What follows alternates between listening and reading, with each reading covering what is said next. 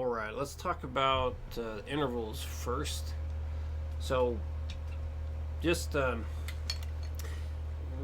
thing that made me really helped me learn theory and memorize it is teaching it. So, something that's probably still a good idea. You may want to use pencil if you have any, or if you have whiteout, you can still use pen. But basically, what you did at the end of yesterday, where you named the intervals of the chords, probably still a good idea. In fact, it is a good idea to still re-diagram the chord with the interval numbers instead.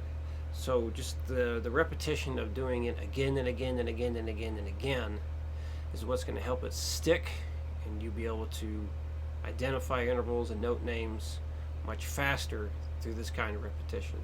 So again, that's how the teaching and writing it myself and showing people myself for many years is what's allowed me to be able to find intervals and note names much faster than most people. So not a bad idea to just go and write those things out. Now, just also don't guess. You want to just like maybe make sure. So like you also say like the name of the note that's played in the chord shape, and then say what the intervals are. So I'm just going to go through those real quick. So the first chord shape, you had your C chord. Let me change this here. So the C chord. So we have C, which is 1, E, which is 3, G is 5, C again is 1, and E is 3. Then we have the D minor shape. D is 1, A is 5, D is 1.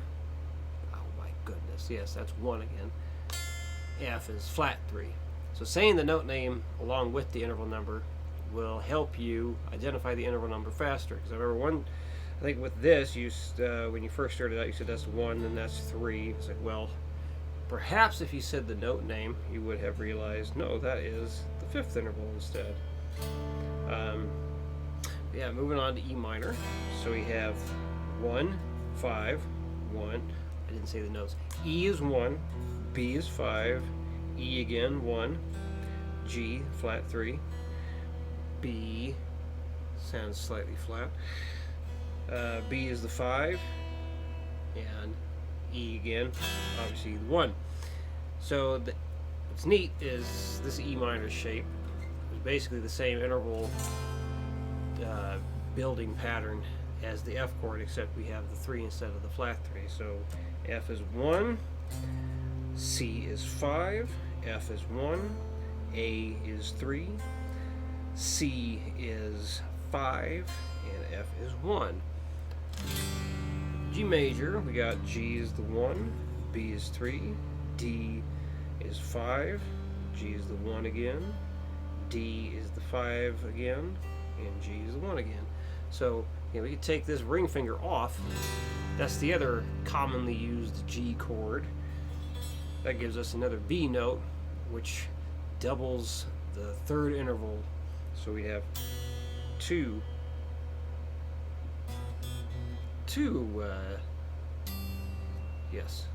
threes. Sorry, I just sort of slightly out of tune to my ear. And then the A minor chord shape. A is 1, E is 5, A is 1 again. C note is a flat third. Why did I say it like that? I don't know. And then E, we have another 5. And then B diminished. B is the 1, F is our flat 5, B is 1 again, D is our flat 3. So, and you also notice on one of them how, I think it was the D minor chord, like, wait, that's just a power chord. Yes. In fact, the first 3 strings you hit in that shape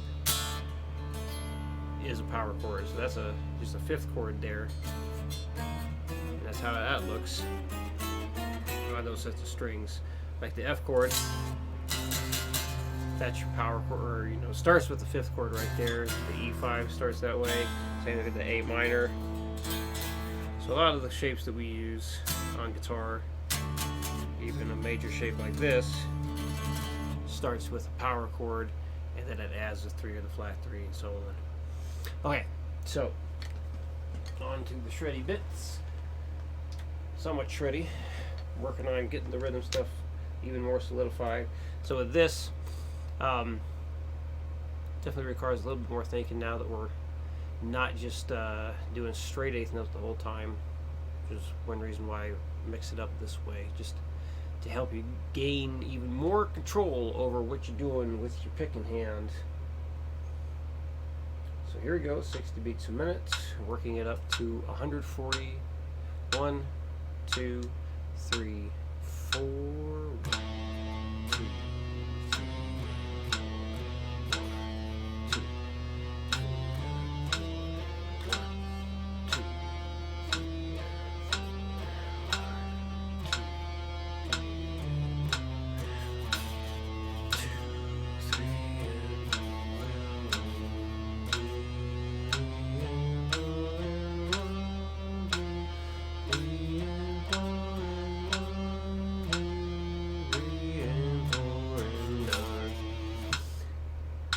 100 beats a minute next.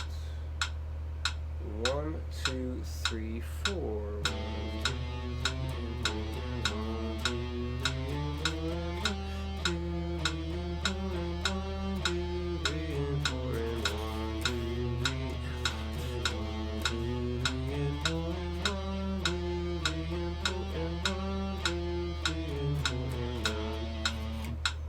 and 140. 1, 2, 1, 2, 3, 4. 1, 2, 3, 4.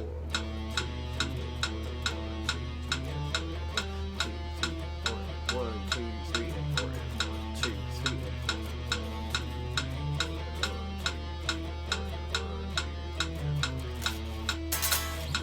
Not necessary to count when you're doing those, but anytime you feel the need to, like if you seem to be having trouble getting the rhythm right, definitely give her a count. Alright, number 2, back at 60.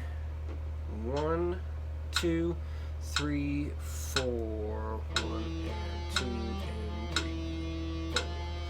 1 and 2 and 3, 4. 1 and 2 and 3, 4.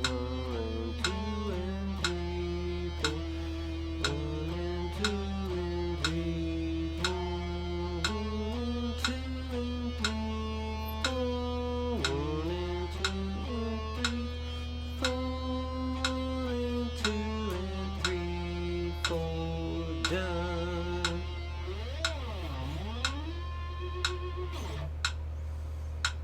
Hundred beats a minute.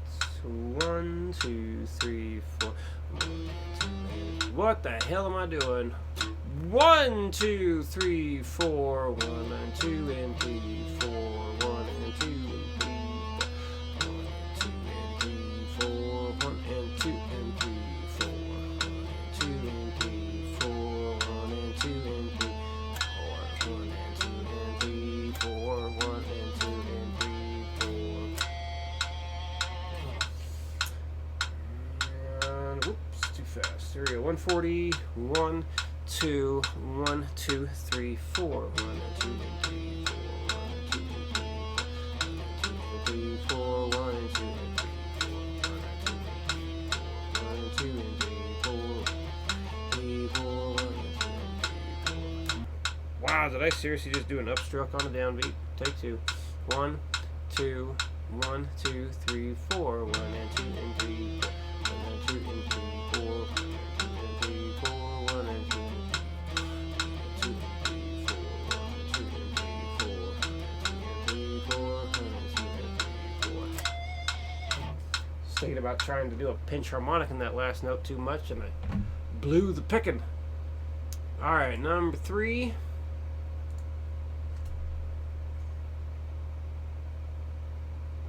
1, 2, 3, 4. 1, 2, 3, and 4. 2, 3, and 4, and 1,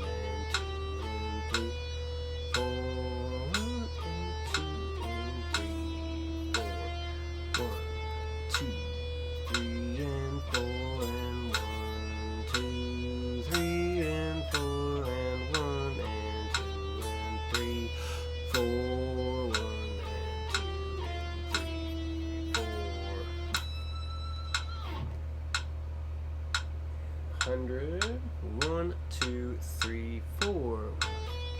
Wow. 1, 2, 3, 4. 1, 2, 3 and 4 and 1, 2, 3 and 4 and 1 and 2 and 3, 4. 1 and 2 and 3, 4.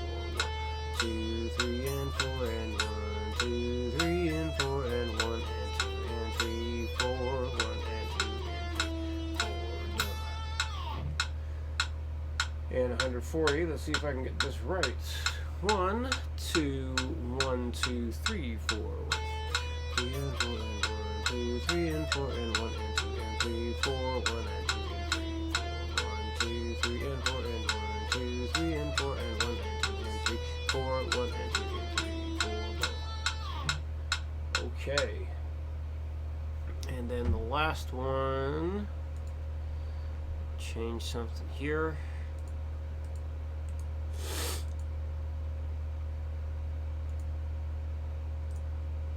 Go. And okay. So I mentioned no need to do metronome with this, but you seem to get it pretty okay yesterday. So now working stuff up, we're working on these things this week. You know, it's important that we still prioritize how we do the practice and whatnot, because you know, if obviously with the rhythm stuff, you're only going up to 140. The more you do the rhythm stuff, the single note things, then you can start, instead of going up by 5 beat per minute increments every single time, you can start going up by 10 or 20, just to start maintaining the speed you've developed. And just in case this part's forgotten, maintenance speeds with the single note stuff, what to do each day after you get it up to speed. If you can, just do the maintenance speeds. They're just going to be 60, 80, 100, 120, and 140. So basically just go up by 20s. But yeah, as you're learning it and getting it up, definitely go by the smaller 5 beat per minute increments. But if you have the time, you're welcome to try and get this, what's on screen, faster. Something you could do to make it a speed drill is just do the last line. You can just work that up as fast as you can. The little key, or I guess you could say the caveat with that would be, you can't hit any extra strings though. So if you hear or notice that you're hitting adjacent strings, then it's too fast and it's not done correctly. So you gotta be very careful that you're only hitting the string that's necessary for this guy. I don't know how fast I can do this. I don't practice things like this very often. But apparently I need to just use a tuner.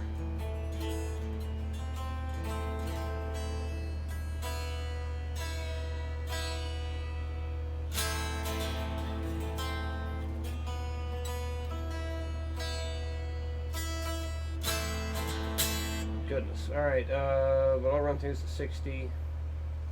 Because why not? Alright. 1, 2, 3, 4.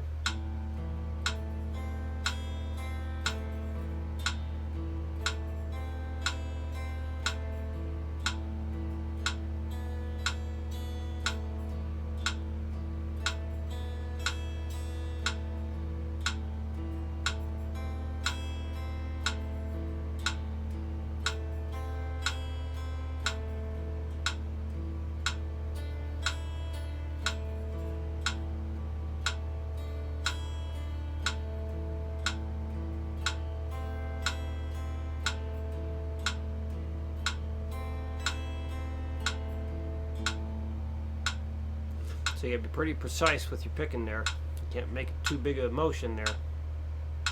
So almost kind of like a scooping motion that you got to do for this particular thing, which reminded me of the other thing we talked about, which is just maybe like a few times a day, you just get your pick right on the edge of the string there. You just kind of pick back and forth with it, trying to maintain contact with the string best you can. Of course, it's extremely quiet right now because there's like no compression with the lack of distortion. Yeah, just kind of back and forth, maintaining, even just picking slow. Just basically try and maintain contact with the string as much as you can. So, but don't do anything like this. Back and forth, really, really small motions, small. Of course, the higher up the strings you get, the harder it's going to be, because with less surface or less string surface, the harder it is to be that precise. But hey, you got the right kind of pick to be practicing that stuff with, so hell yeah.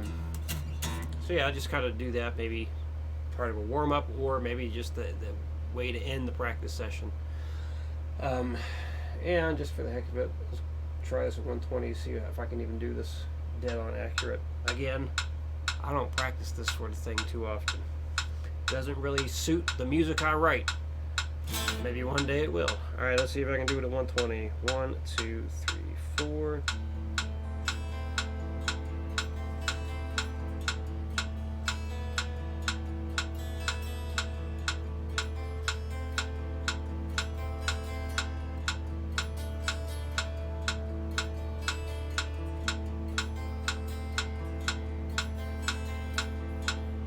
Alright, there you go. Anyway, there's no way I'm getting it over 200. I don't think so. That seems pushing it. Anyway, I think that covers everything. If you have any questions, as always, let me know. And I'll see you again on Monday.